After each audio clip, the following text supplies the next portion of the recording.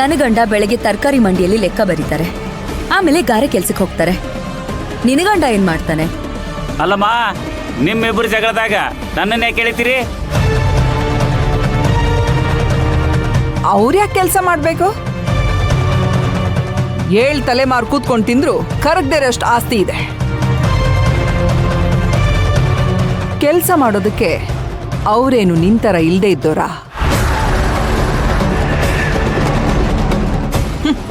ಗಾರೆ ಕೆಲಸ ಮಾಡ್ಕೊಂಡಿರೋ ಗಂಡನ ಇಟ್ಕೊಂಡೆ ಇಷ್ಟ ಆಡ್ತೀಯಲ್ಲ, ನಿನ್ ಯೋಗ್ಯತೆಗೆ ಏನನ್ಬೇಕು?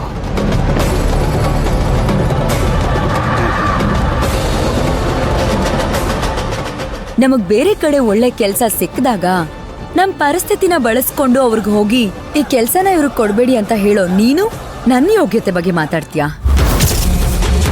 ಮೊದ್ಲು ನಿನ್ನ ಯೋಗ್ಯತೆ ನೋಡ್ಕೊ. ಇಷ್ಟೆಲ್ಲ ಅನುಭವಿಸಿದ್ರು ಕೊಬ್ಬಂತೂ ಕಡಿಮೆ ಆಗಿಲ್ಲ. ನನ್ ಮಗನ್ನ ಜೈಲಿಗೆ ಕಳಿಸಿದ್ಯಾ ಅಲ್ವಾ? ಆ ಪಾಪ ನಿನ್ನ ಸುಮ್ಮನೆ ಬಿಡಲ್ಲ. ಇನ್ನೂ ನೀನ್ ಅನ್ಭವಿಸೋದು ತುಂಬಾ ಇದೆ. ನೋಡೋಣ, ನಾನು ಅನುಭವಿಸ್ತೀನಾ ಅಥವಾ ನೀವುಗಳು ಅನುಭವಿಸ್ತೀರಾ ಅಂತ. ನನಗೇನು, ನಾನ್ ಚೆನ್ನಾಗೇ ಇರ್ತೀನಿ. ಬೇಕಾದ್ರೆ ನಿನ್ ಗಂಡನ್ ಕರ್ಕೊಂಡ್ ಬಾ, ಡ್ರೈವರ್ ಕೆಲ್ಸಕ್ಕೆ ಇಟ್ಕೊಳ್ತೀನಿ. ನನಗ್ ಮೋಸ ಮಾಡಿ ನಿಮ್ಮನೆ ಕೆಲ್ಸಕ್ಕೆ ಇಟ್ಕೊಂಡಿದ್ದೀರಾ.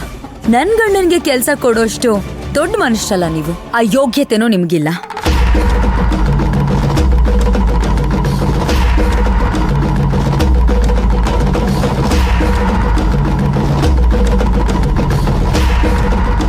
ಏನಕ್ಕ ಇನ್ನೂ ಕಾಫಿ ಕುಡ್ದೇ ಇಲ್ಲ, ಅಷ್ಟು ಬೇಗ ತಗೊಂಡು ಹೋಗ್ತಿದ್ದಾಳೆ? ಅದೇ ನನಗೂ ಅರ್ಥ ಆಗ್ತಿಲ್ಲ.